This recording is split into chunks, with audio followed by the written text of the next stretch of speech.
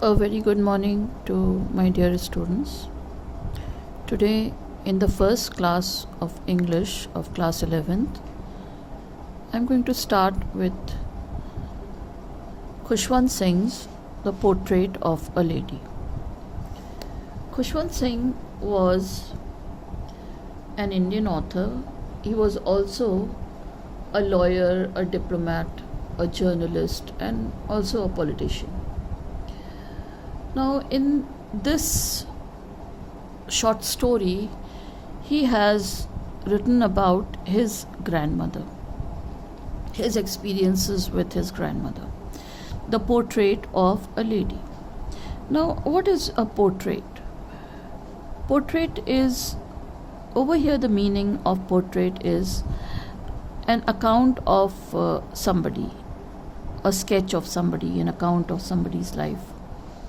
And of a lady, the lady concerned over here, in question over here, is his grandmother, who was a noble woman.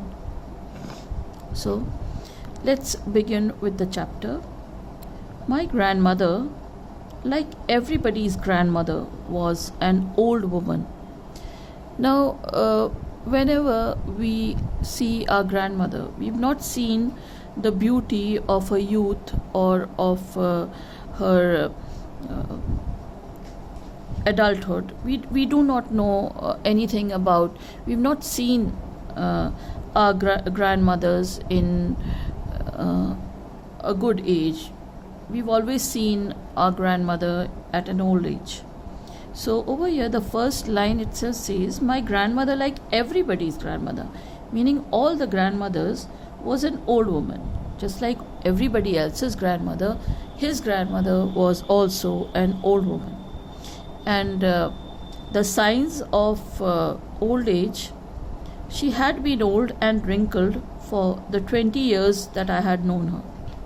So he had known his grandmother for 20 years, and she had been old and wrinkled, a sign of old age.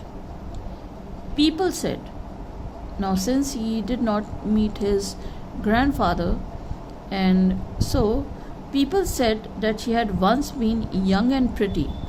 Pretty means in appearance she was good looking, she was beautiful.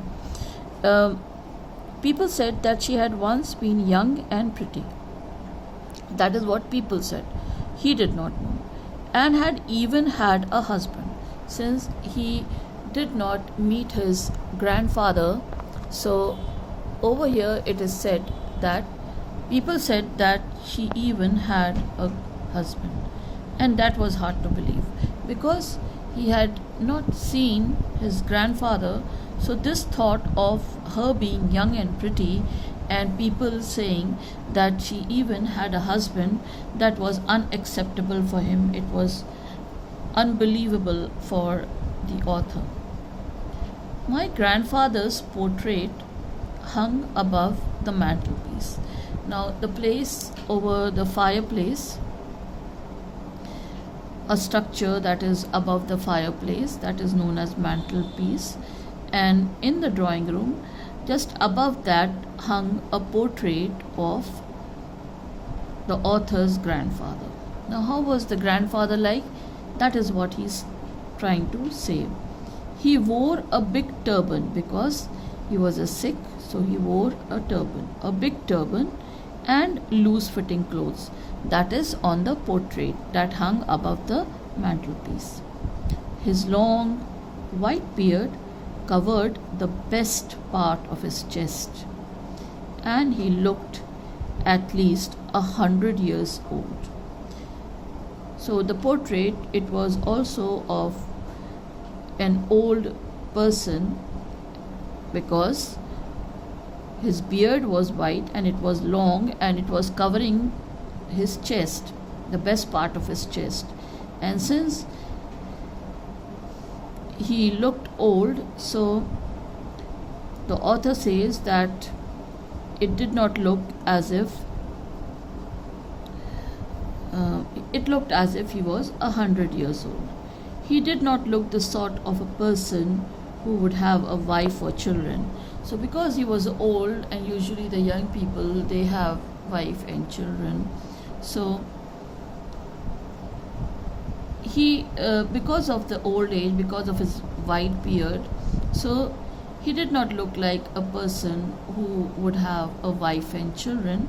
He looked as if he could only have lots and lots of grandchildren. So because of his old age, because of the portrait which showed that he was an old man, so the author, he came to the conclusion that this person, this grandfather, he looked 100 years old.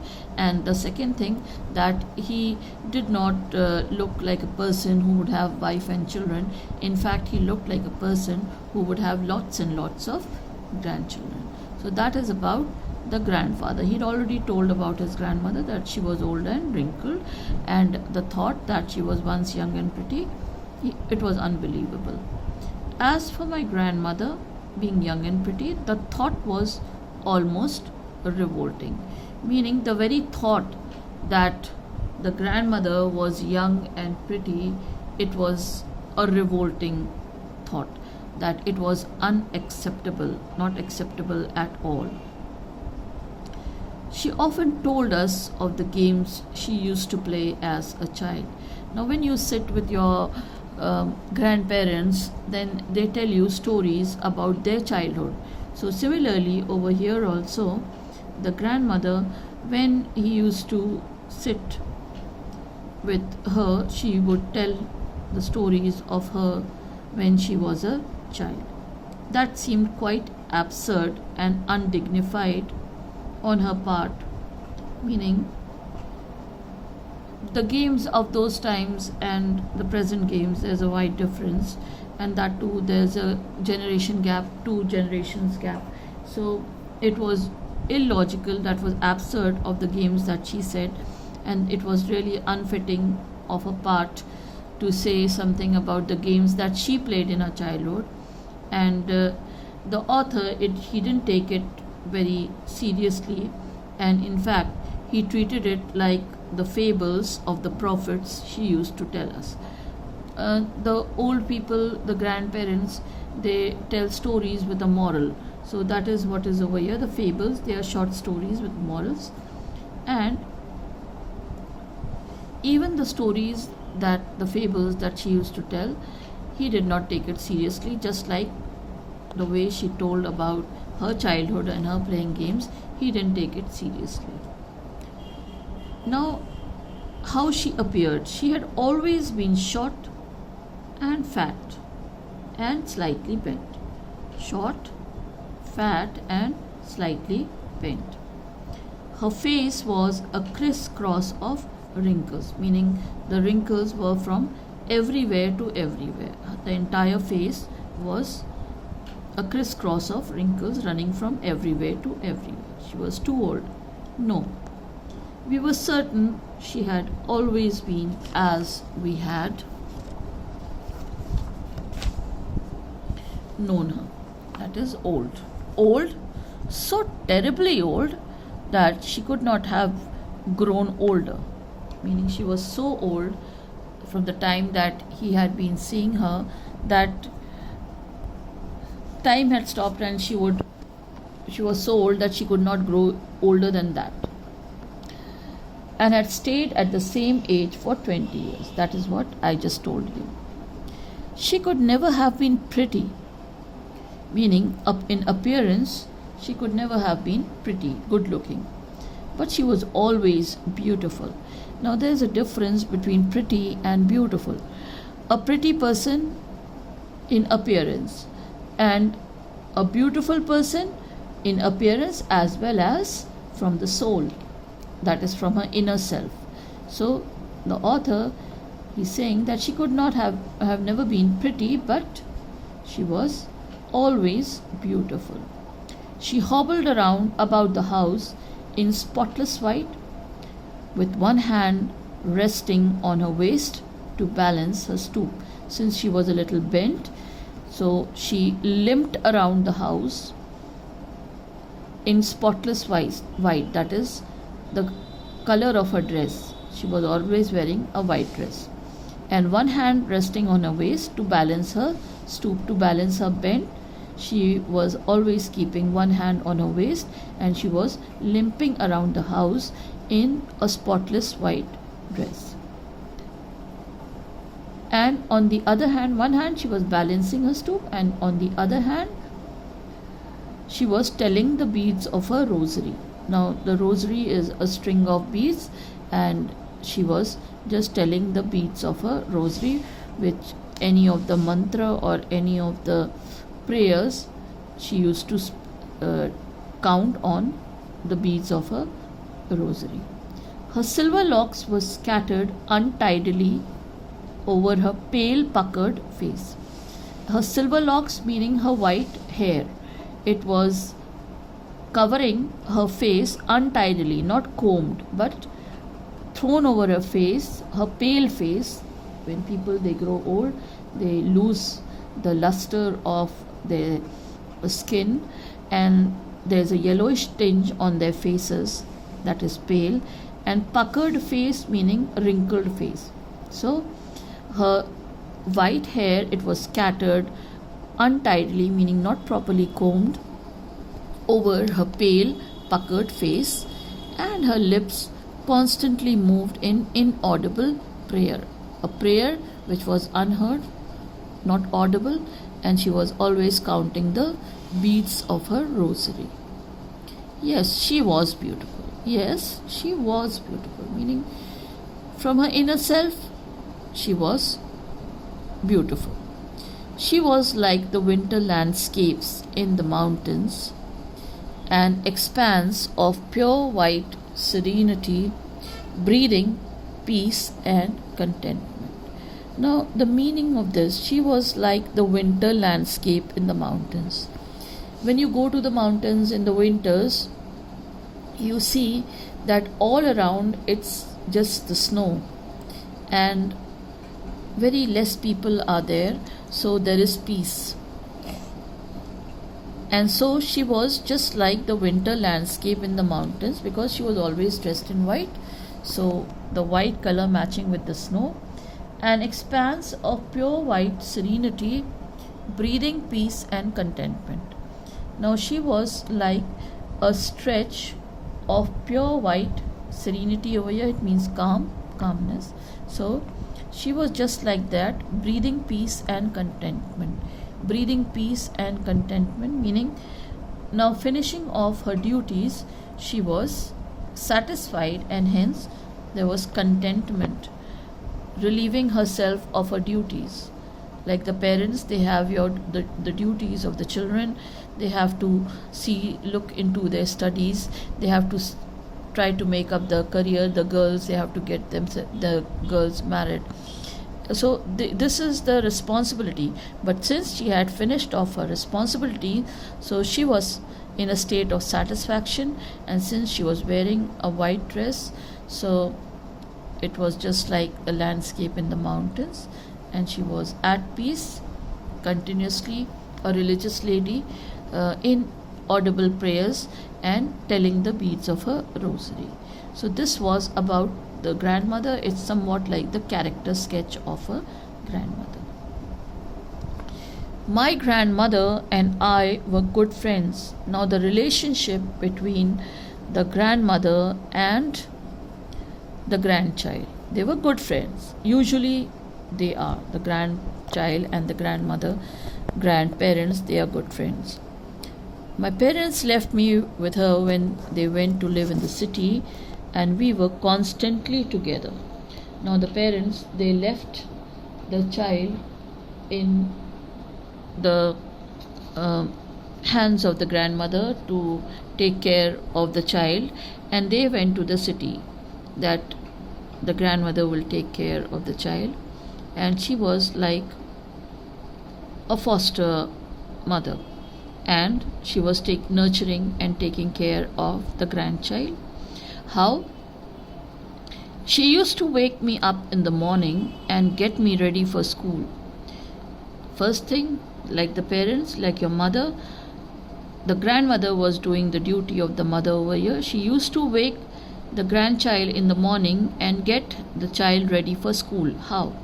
She said her morning prayers in a monotonous sing song while she bathed and dressed me in the hope that I would listen and get to know it by heart. Now, she wanted the grandchild to listen to her prayers, and so that passively she is going to transfer it. The grandchild will learn it passively, if not actively, just by hearing it again and again.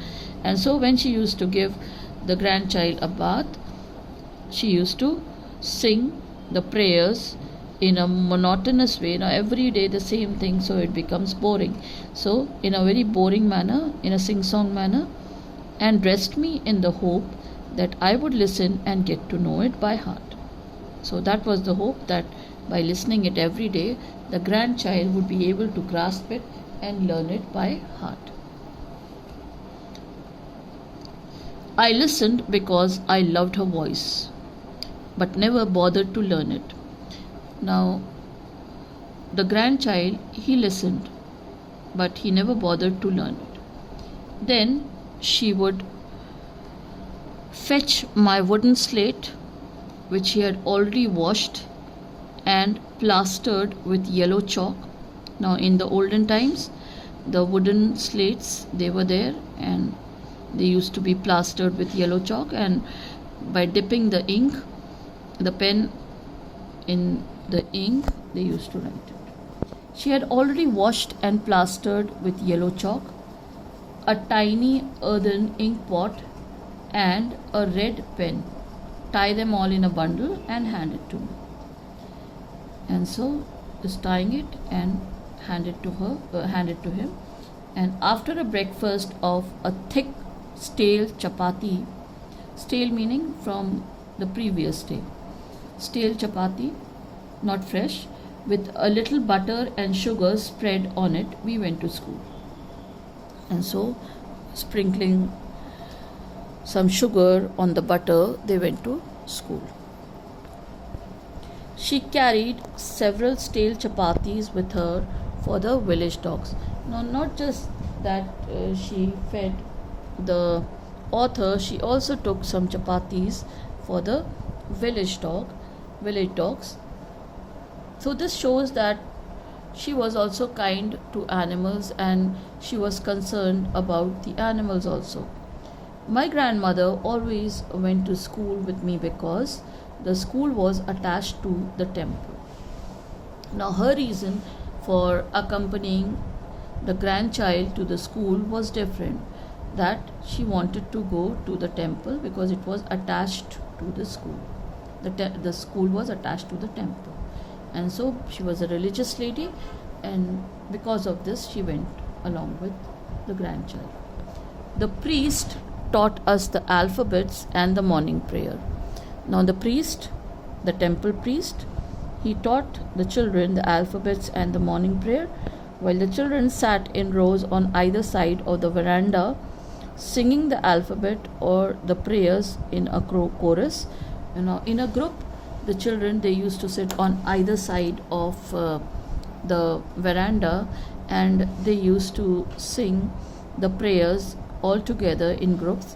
And the grandmother, she used to sit inside reading the scriptures, meaning that is the religious writings, the holy writings, the scriptures. When we had both finished, that is the grandmother finishing her reading of the scriptures and the grandchild the lessons that was taught by the priest, when we had both finished, we would walking back together along with the grandmother. This time the village dogs would meet us at the temple door. They followed us to our home, growling and fighting with each other for the chapatis we threw to them. Now the animals, when they see the kindness of humans, and if you throw a chapati or if you're good to an animal, then it starts coming to you every day. So similarly, over here also, the grandmother, since she was feeding the dogs every day, so the dogs, they used to follow the grandmother back because they knew that she would be feeding them with chapatis, and they used to fight just like the animals. They fight over the chapatis that were thrown. And so this was the village life that the grandmother spent with the grandchild. So students, we'll keep it till here for today. If you have any problems, I'm free for you. You can call me up anytime. So that's all for today. Thank you very much.